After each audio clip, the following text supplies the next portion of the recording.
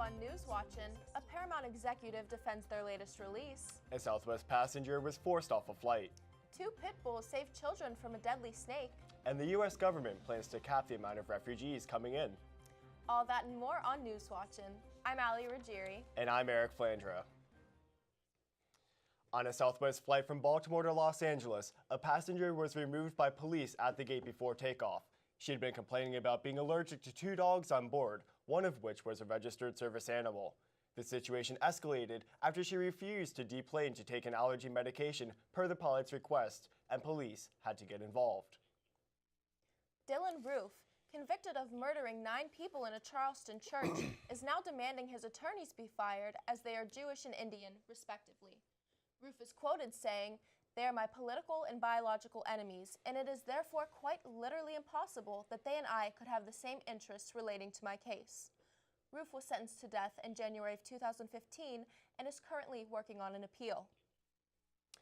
The United States plans to accept only a maximum of 40,000 refugees this upcoming fiscal year, the fewest amount since the 1980 law created an organized refugee program. While the cap is low, it does not necessarily reflect the actual number of refugees who are admitted into the United States in a year. That figure fell below 45,000 during several years after the terrorist attacks in 2001.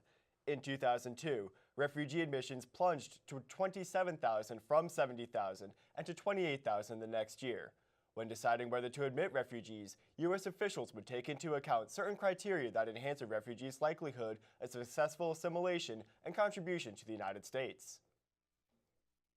Nearly all American families saw substantial gains in wealth from 2013 to 2016, according to new data released from the Federal Reserve. African Americans, Hispanic families, and people without college degrees had the fastest rise, a sign that economic gains are spreading to all Americans. Economists say the Fed report is an encouraging sign that the recovery from the financial crisis of 2008 is gaining momentum. The widespread wealth gains are being driven largely by people getting back to work, with the unemployment rate falling substantially in recent years from 7% to 5% last year. Executives at Paramount Pictures recently came to defense of their latest box office release, Mother, starring Jennifer Lawrence. After being pelted with negative reviews, Megan Colligan, the president of worldwide marketing and distribution at Paramount, said, "This movie is very audacious and brave. You are talking about a director at the top of his game and an actress at the top of her game. They made a movie that was intended to be bold." Consumer credit reporting agency Equifax is facing a dramatic downturn following a security breach that exposed the information of 143 million people. 2 company executives suddenly retired, and 3 more sold their stock immediately after the hack was discovered. The Justice Department has opened an investigation to determine if those executives violated insider trading laws. A Texas woman died earlier this month after contracting a flesh-eating infection from floodwaters brought by Hurricane Harvey, according to health officials in Houston. Nancy Reed of Houston contracted a dangerous bacterial skin infection after she fell into dirty floodwater while helping to fix her son's home, breaking and cutting open her arm. Reed headed livingtributes.com, a site for online obituaries, was the president of the Reed Foundation and was very active in her church. Reed's death marks the 36th one this year in the United States from the Hurricane Harvey atrocity. 2 pit bulls have become heroes in the town of Brandon, Florida, after protecting 2 children from a copperhead snake.